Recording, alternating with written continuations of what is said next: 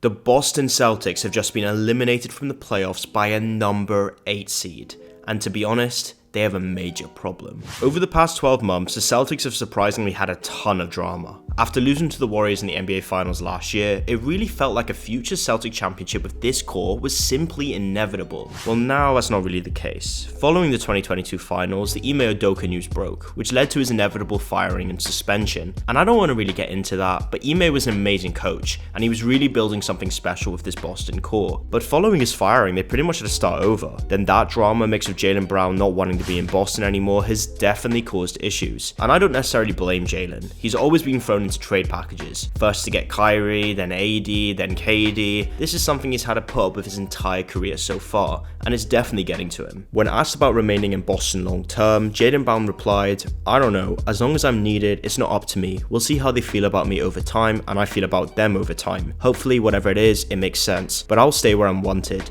I will stay where I'm needed and treated correctly." But outside of the drama, they have a bigger problem, and that's on the court. I don't think this duo of JB and Tatum is good enough to win a championship. I find it hard to see that either of these guys are true number 1 options, and that isn't necessarily a knock on Tatum. He's still easily a top 10 player in the world. He just may be more of a Paul George than say a Kobe Bryant, which is obviously fine. And hey, Tatum is still young, he's only 24. I mean, LeBron, Jordan, and Kobe all didn't win rings as a number 1 option until they were 27 or 28 years old. But I just have a problem with the logistics of this duo. It's kind of similar to the problems Paul George and Kawhi have. 2 wings as a duo, I'm not sure is the best idea.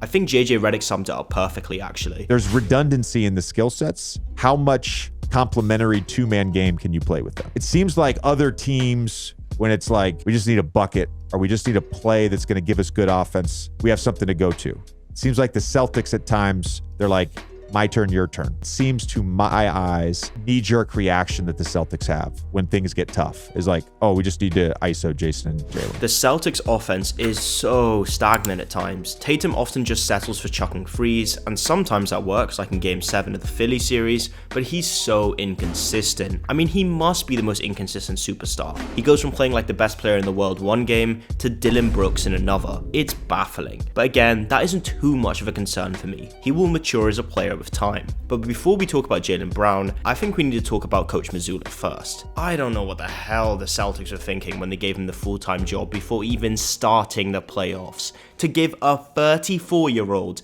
his first ever job in head coaching, the main role for the biggest basketball organization in the world, is insanity. And to be honest, I feel bad for him. He's had to come in after only 2 years experience in assistant coaching and take over after a massive coaching scandal. It must be tough. But those things aren't Joe Mazzulla's fault. So let's talk about his downsides as an actual head coach. First of all, timeouts. Oh my god. Not once in Jimmy Butler's massive run in Game 2, where you could feel the momentum literally shifting in front of your eyes, he decided to call a timeout and just slow things down. He also just constantly gets outcoached, especially against a guy as elite as Spo. It seems like the Celtics are so easily outwitted and out-executed down the stretch, and I think that's down to Mazzulla. And people will say, well, the Celtics are a young team, give them time to grow and they will win a championship. Well, that's not how the NBA works. Look at the young Thunder team a decade ago. They seemed destined to win a championship and they didn't. The NBA is all about finding the right window to win a championship and capitalizing off it, just like the Raptors did in 2019. And there's a window to win a championship in the NBA right now. There's no super teams or dynasties, and the Celtics pretty comfortably have the most talented roster in the league. Multiple All-NBA guys, all defensive players on the team, and a former Defensive Player of the Year. So Joe Mazzulla may go on to be a great coach one day, but that day might come too late. But now on to JB. Jaylen Brown's play does concern me at times. JB doesn't get much slack as most of the attention is on Tatum, but man, his ball handling at times is dreadful. For an all-NBA level player, his handle is really concerning. He has 54 turnovers these playoffs, and only 58 assists. That's horrible. But also, it's not just that, because without the ball in his hand, he seems to be able to have next to no impact offensively. I mean, there's that meme going around on Twitter, but there's a lot of truth in that. He gets super bad tunnel vision when the defense put pressure on him, which Miami have done very well. But sometimes Brown just straight up drives into free Heat players and turns over the ball. He's really struggled in this series. To put it into comparison, he was borderline carrying the Celtics in the Hawks series. Against a not well organized defense, he feasted, averaging 27 points, 5 boards on 52% from 3. And now against the Heat, he he's fallen off a cliff, averaging just 17 points, 6 boards, 3 turnovers, and on only 39% from the field, and even worse, 12% from 3. So, what should the Celtics do? Well, it's tough. He's obviously a very talented player. I mean, there's no doubt about that. I'm just not sure the fit is perfect. So this is what I would do if I was the GM. So first, going into the offseason, I'm giving Jaylen Brown the Supermax. The full 5 years, 280 mil, whatever it is. Now hear me out. I'm not planning to keep him. So I gave JB the Supermax, and then I immediately call up the Blazers, and I'm offering them JB and Rob Will for Dame.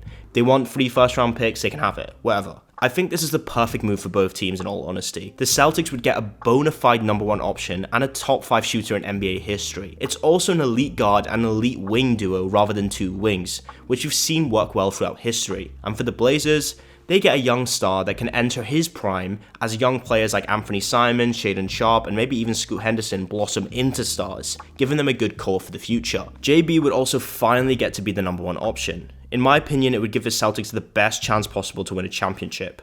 Their starting 5 would be something like Dame, Smart, Tatum, Grant, Al Horford. I mean, that's elite. I would also probably attempt to get a new head coach as well. Now is the best time. There's plenty of options. Monty Williams, Budenholzer, Vogel, or even maybe a Doc Rivers reunion. I'm likely living in a fantasy world though. In all reality, the Celtics probably run it back next year with both Tatum and Brown, and probably Joe Mazzulla still as the head coach. These are just my thoughts though. Let me know what you think about my ideas, and what would you do if you were the Celtics? Comment below. If you enjoyed the video, then like and subscribe, and I'll see you next time.